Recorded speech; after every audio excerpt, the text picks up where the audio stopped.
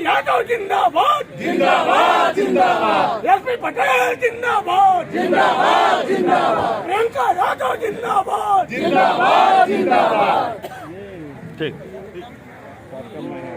निश्चित रूप से आने वाले समय में आपको मानदेय अवश्य मिलेगा। केवल आपको अपने कर्मों की पूरा करनी है, वह कर्म है आंदोलन का। आंदोलन की रूपरेखा से आप हटेंगे, निश्चित रूप से कहीं कहीं आप अपने आप को प्रतिष्ठित मानेंगे। ऐसी अवस्था में आपको चाहिए कि इस कर्मभूमि पर जो यह कर्मभूमि बनाई गई है केवल आंदोलन करने के लिए, शिक्षक समाज का प्रणेता होता है, शिक्षक समाज का अवधूत होता है, वह समाज को ये सूचना दे कि नई वास्तव में सरकार पूरे शिक्षा तंत्र को समाप्त कर रही है। ऐसी स्थिति में हम शिक्षक एकजुट होकर के आंदोलन का राह अपनाएंगे। आने वाला समय आपका होगा और यह सरकार आपके पैरों पर चुनेगी। निश्चित रूप से आपको मानदेय मिलेगा। जय शिक्षक, जय विधिहीन शिक्षक।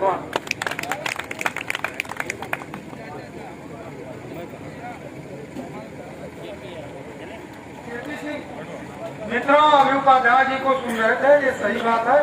अब मैं कानपुर घाटी केपी सिंह जी को बुला रहा हूँ। हाँ ठीक है, कानपुर केपी जी। जो प्रदर्शन चल रहा है इसके बारे में बताया। ये प्रदर्शन जो चल रहा है ये मान्यता की शर्तों में बहुत बड़ा बदलाव हो रहा है और इतना बड़ा बदलाव हो रहा है। एप्लीकेशन पड़ जाती थी, वो आज 11 लाख से ज़्यादा रुपए उसमें लगने जा रहे हैं। मान्यता की ज़मीनें 3 गुना बढ़ रही हैं। सारी मान्यताएं अस्थाई से अस्थाई सरकार करने जा रही है। नवीनीकरण की व्यवस्था सरकार करने जा रही है। पूंजीपतियों को, इन संस्थाओं को बेचने जा रही है कंपनियों के हाथों में। इन सवालों को लेकर के हम लोग जो है यहाँ संघर्ष पर जो है बैठे हुए हैं कि ये पुरानी पेंशन की बहाली हो, वित्तविहीन शिक्षकों को सरकार द्वारा मानदेय मिले, प्रबंधकों के विद्यालयों को कंपनियों द्वारा न बेचे जाएं। जो है पुरानी व्यवस्था थी उसको बहाल रखने के लिए हम लोग आंदोलन पर बैठे हुए हैं। क्या कार्यक्रम एक दिन का ही है? हाँ, एक दिन का कार्यक्रम है। हमारे सारे प्रदेश से प्रतिनिधि हर जिलों से आए हुए हैं और सरकार का जैसा निर्णय होगा उसके हिसाब से हम लोग क्या आगे रहेगा आपका? हाँ, फिर जैसा सरकार का निर्णय होगा उसके हिसाब से हम लोग आंदोलन की रणनीति बनाएंगे। इसके पहले भी प्रदर्शन आप लोग कर चुके हैं जी। क्या आगे से प्रदर्शन का जो मुद्दा, वर्तमान मुद्दा है कि जो फीस 33,000 के करीब थी वो बढ़कर के 11 लाख हो गई। यह अभी 23 अगस्त का प्रस्ताव है, 23 अगस्त 22 का प्रस्ताव है। इसके लिए पहला आंदोलन होने जा रहा है आज जो हो रहा है। इसके पहले जिला कार्यालयों पर हुआ था, ये लखनऊ में पहला आंदोलन हो रहा है। मैं इसके बारे में बताएं।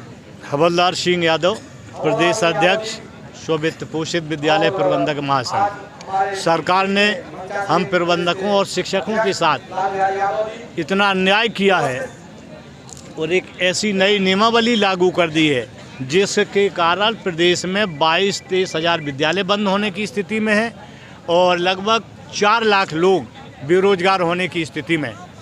तो हम ये चाहते हैं, सबसे पहला मुद्दा हमारा यही है कि सरकार इस शासनादेश को वापस ले। पहले शहरों में 650 वर्ग मीटर ज़मीन पर इंटरमीडिएट की मान्यता मिलती थी। इन्होंने शहरों में 3000 स्क्वायर मीटर ज़मीन कर दी। हम जहाँ बैठे हैं राजधानी में 3000 स्क्वायर मीटर ज़मीन यहाँ 15 से 20 करोड़ रुपए में आती है और ये 15 से 20 करोड़ रुपया एक बहुत बड़ा पूंजीपति ही कर सकता है। और जब पूंजीपति विद्यालय चलाएंगे तो उसमें गरीब, मजदूर, किसान, मध्यम वर्ग के लोगों के बच्चे नहीं पढ़ पाएंगे, वहाँ सिर्फ पूंजीपतियों के बच्चे पढ़ेंगे। ये सरकार मध्यम, निर्बल, कमज़ोर और गरीब वर्ग के लिए विरोधी सरकार है। शिक्षकों के साथ सौतेला व्यवहार कर रही है। इनके विद्यालय पर प्रतिवर्ष 2800 करोड़ रुपया खर्च होता है। हम वित्तविहीन शिक्षक और प्रबंधकों को एक पैसे की मदद नहीं करते हैं। हम लोग 80% लोगों को साक्षर करते हैं। सरकारी स्कूल में सिर्फ 20% बच्चे पढ़ते हैं। तो हमारी ये मांग है कि हम लोगों को मदद करे और नहीं मदद करे तो कम से कम हमें प्रताड़ित न करे, क्योंकि ये सरकार का कार्य है। शिक्षा, स्वास्थ्य, बिजली, पानी और साथ में ये भी मांग है कि जैसे दिल्ली और पंजाब में सरकारों ने विद्यालयों को बिजली पानी फ्री कर दिया है, ये सरकार भी विद्यालयों को बिजली और पानी फ्री कराए। इसके लिए बोले आज जो बैठक चल रही है कहाँ से आज जो है उत्तर प्रदेश माध्यमिक शिक्षक संघ वित्तविहीन गुट का प्रदेशीय धरना और विधानसभा के घेराव के लिए यहाँ इको गार्डन में हम पूरे प्रदेश के वित्तविहीन शिक्षक साथी एवं पदाधिकारी आए हुए हैं। और मैं स्वतः गोरखपुर मंडल से आया हूँ। मैं गोरखपुर मंडल का मंडलीय मंत्री हूँ। मेरा नाम कमलेश यादव है। मेरी मांग ये है कि सुप्रीम कोर्ट कहता है कि समान कार्य के लिए समान वेतन।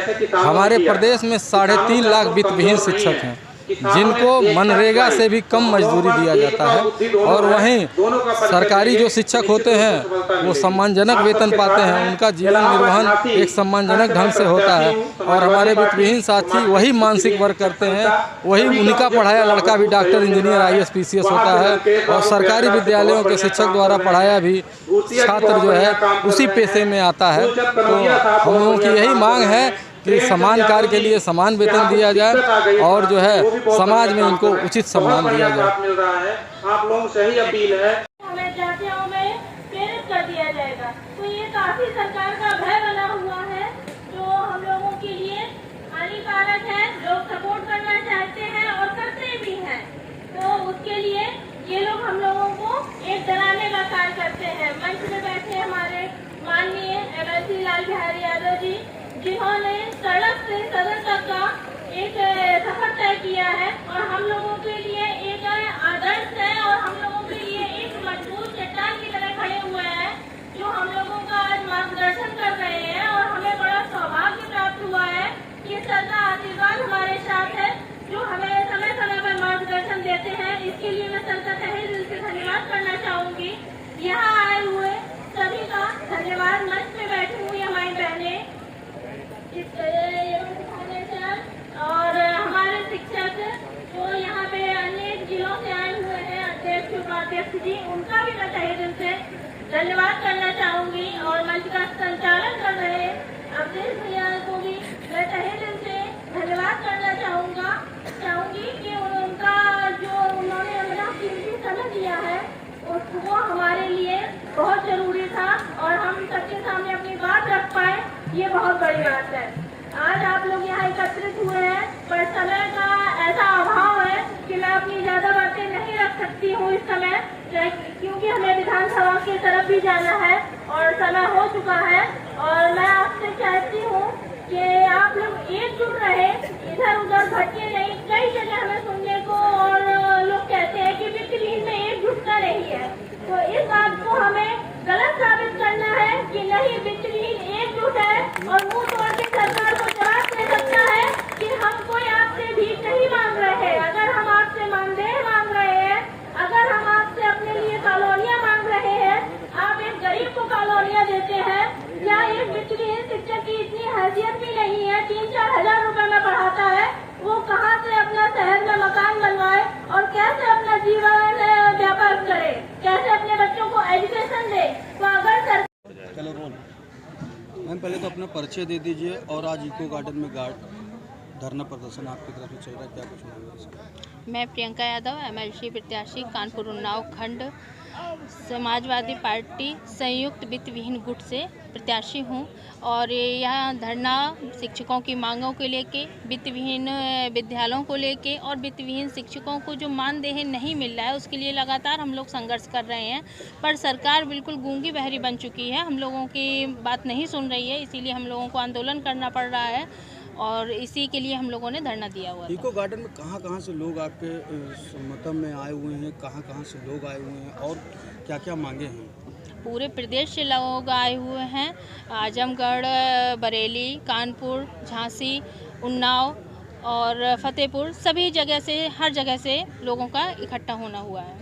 और ऐलान भी किया गया था कि 3 बजे जो है विधानसभा का घेराव करेंगे, तो उसके लिए किस तरीके 3 बजे तक हमारा लगातार धरना चला हुआ है और 3 बजे के बाद हम लोग जा रहे थे विधानसभा के घेराव के लिए, तो अधिकारी आए हुए हैं, उनने हमारा ज्ञापन भी लिया हुआ है और उनने हम लोगों को ये कहा है कि हम ये गवर्नमेंट तक आपका प्रस्ताव भेजेंगे। क्या प्रमुख मांगे थी आपकी? विद्यालयों को लेके, मदरसाओं को लेके और हमारी पुरानी पेंशन बहाल होने के लिए, प्लस जो वित्तविहीन विद्यालयों के लिए सरकार ने प्रस्ताव रखा है ज़मीन को बढ़ा के, उन सबको हम लोग चाहते हैं कि सरकार वापस ले, क्योंकि हमारे विद्यालयों की अगर ज़मीन बढ़ाई जाएगी और हमारे विद्यालयों के ऊपर जो सरकार ने 33,000 की जगह 11 लाख कर दिया है, तो वित्तविहीन विद्यालय एक तरीके से ख़त्म हो जाएंगे और ये लोगों की मंशा है कि वित्तविहीन विद्यालय एक तरीके से ख़त्म हो जाए। जब हम एक इतना सरकार के बराबर कार्य करते हैं, और हम एक बात कहना चाहते हैं कि हमारे यहाँ तो आप प्राइवेट विद्यालय में मानक मांग रहे हैं और उसके अकॉर्डिंग विद्यालय चलते हैं, पर क्या गवर्नमेंट विद्यालय मानक के अकॉर्डिंग है? ये एक मेरा सवाल है जो मैं चाहती हूँ कि सदन में पूछा जाए। क्या गवर्नमेंट विद्यालय मानक के अकॉर्डिंग है? एडेड विद्यालय में आप जाइए, बिल्डिंग जर्जर हैं, वहाँ भी तो विद्यार्थी पढ़ते हैं। तो अगर उनके आप नहीं कर सकते हो तो हमारे जो रिन्यूअल का आपने प्रस्ताव रखा है उसको भी आप वापस लीजिए।